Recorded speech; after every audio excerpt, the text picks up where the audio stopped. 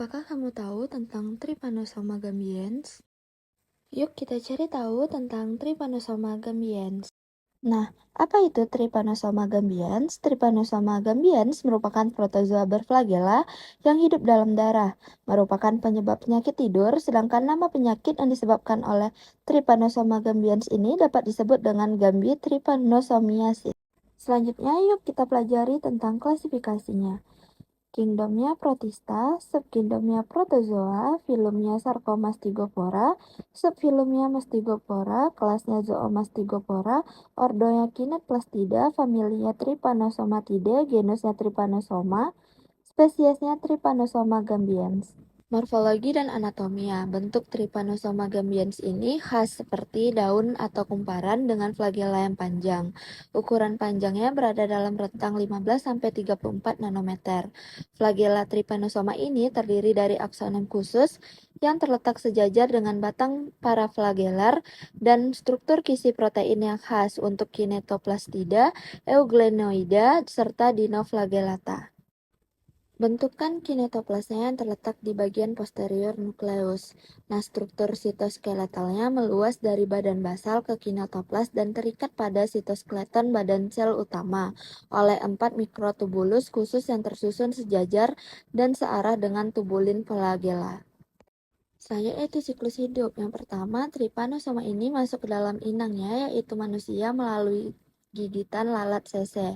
Trypanosoma ini tersimpan pada kelenjar saliva.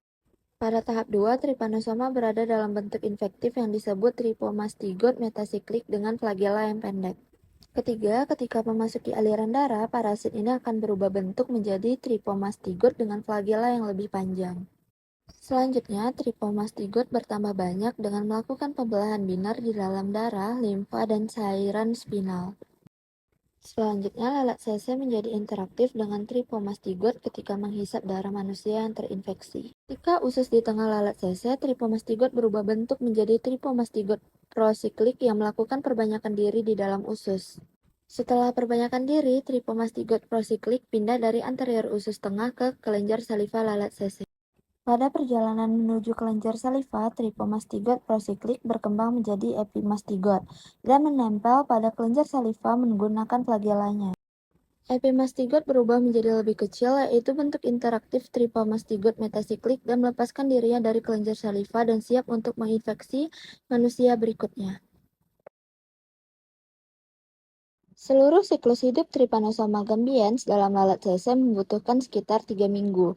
Trypanosoma gambiens ditularkan oleh lalat sese dari genus Glossina seperti Glossina palpalis dan Glossina tachinoides. Baik lalat betina maupun jantan dapat menularkan penyakit ini. Ada beberapa gejala klinis. Yang pertama, pada fase awal ditandai dengan timbulnya reaksi inflamasi lokal pada gigitan lalat sese. Selanjutnya yaitu fase penyebaran. Setelah fase awal mereda, parasit masuk ke dalam darah dan kelenjar getah bening atau parasitemia. Gejala yang sering muncul adalah demam yang tidak teratur, sakit kepala, dan nyeri pada otot.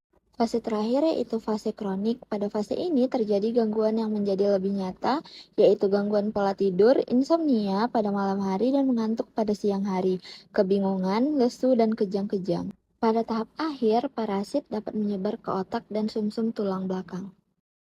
Selanjutnya, kita masuk ke habitat. Trypanosoma gambiens ini hidup di darah dan cairan tubuh manusia loh. Parasit ini ditemukan di darah tepi, limfa, dan kelenjar getah bening. Untuk distribusinya tersebar di 24 negara di Afrika Barat dan Tengah. Penyakit ini paling banyak ditemukan di Sudan, Republik Demokratik Kongo, dan Angola. Nah, selanjutnya kita masuk ke pencegahan. Pencegahan yang pertama dapat dilakukan menghindari gigitan lalat sese itu dengan cara menggunakan baju yang panjang loh. Cara yang kedua yaitu tidur menggunakan kelambu serta menghindari area yang terdapat lalat tersebut. Nah, yang mau tahu cara pengobatannya untuk menghindari penyebaran penyakit ini ke orang lain, penyakit tidur ini dapat diobati dengan obat-obatan antiparasit. Obat apa sih yang sering digunakan? Nah, obat yang sering digunakan yaitu Suramin, Eflornithine, dan Nifortimox. Pengobatan ini yang tepat dan cepat untuk mencegah dari kematian.